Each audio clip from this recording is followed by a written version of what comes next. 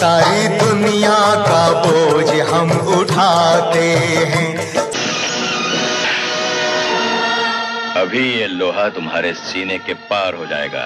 हम मजदूरों का सीना लोहे की दीवार है और ये हमारे हथियार हैं। ये हमारा पेट पाल भी सकते हैं और तुम जैसों का पेट फाड़ भी सकते हैं। বলিউডের মহানায়ক অমিতাভ বচ্চনের অনুরাগীরা 1982 সালের 26শে জুলাইকে একটি কালো দিন হিসেবে স্মরণ করেন।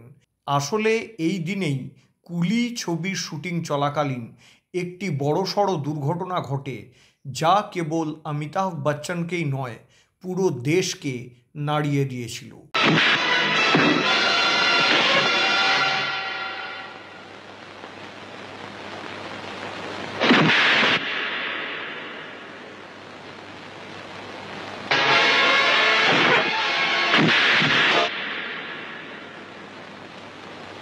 এই দুর্ঘটনা অমিতাভ বচ্চনকে মৃত্যুর দ্বার প্রান্তে পৌঁছে দিয়েছিল, কিন্তু তার চারিত্রিক দৃঢ়তা, মনের জোর এবং ডাক্তারদের অসামান্য প্রচেষ্টায় শেষ পর্যন্ত নতুন জীবন পেয়েছিলেন অমিতাভ।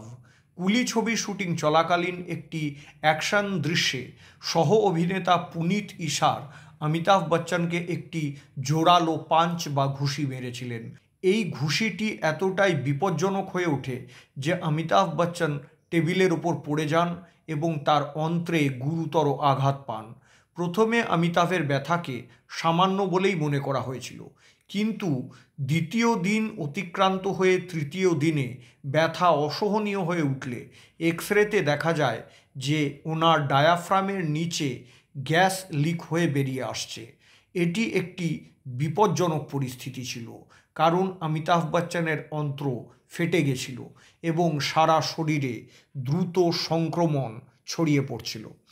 চতুর্থ দিনে অমিতাভের ব্যথা বেড়ে গেলে বিখ্যাত সার্জন ডক্টর এইচ.এস. ভাটিয়া তার কেসটি দেখেন এবং তাৎক্ষণিক অস্ত্রোপচারের সিদ্ধান্ত নেন। সেই সময়ে অমিতাভের জ্বর ছিল 102 ডিগ্রি এবং তার হৃদস্পন্দন 72 থেকে বেড়ে 180 হয়ে গেছিল। অপারেশনের সময় ডাক্তাররা দেখতে পান যে ওনার অন্ত্রগুলি মারাত্মকভাবে ক্ষতিগ্রস্ত হয়েছে। এমন পরিস্থিতিতে কোনো ব্যক্তি কয়েক ঘন্টার বেশি বাঁচেন না, কিন্তু অমিতাভ বচ্চন চারটি দিন ধরে ব্যথার সাথে এবং মৃত্যুর সাথে লড়াই করতে থাকেন। অপারেশনের পরে ওনার অবস্থার গুরুতর অবনতি হয় এবং তিনি কোমায় চলে যান। এই সময়ে পুরো দেশ তার সুরক্ষার জন্য প্রার্থনা করেছিল। অমিতাভ বচ্চনের শারীরিক সুস্থতা এবং মঙ্গল কামনা করে কালীঘাট মন্দিরে নিজের বুক চিরে রক্ত দিয়ে পুজো দিয়েছিলেন মিঠুন চক্রবর্তী। 82 में मेरा कुली सेट पे एक एक्सीडेंट हो गया, जिससे मैं बहुत गंभीर तरह से घायल हुआ और जितनी प्रार्थनाएं मिठुन दा ने की और जो प्रण इन्होंने लिया, इसका मिठुन दा खुद ही बयान करें तो अच्छा रहेगा।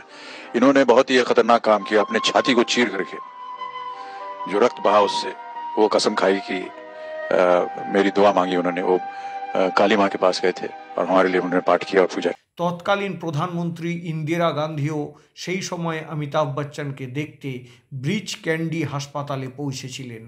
গান্ধী পরিবার এবং বচ্চন পরিবারের মধ্যে পারস্পরিক নৈকট্যের কথা কারোরই অজানা নয়।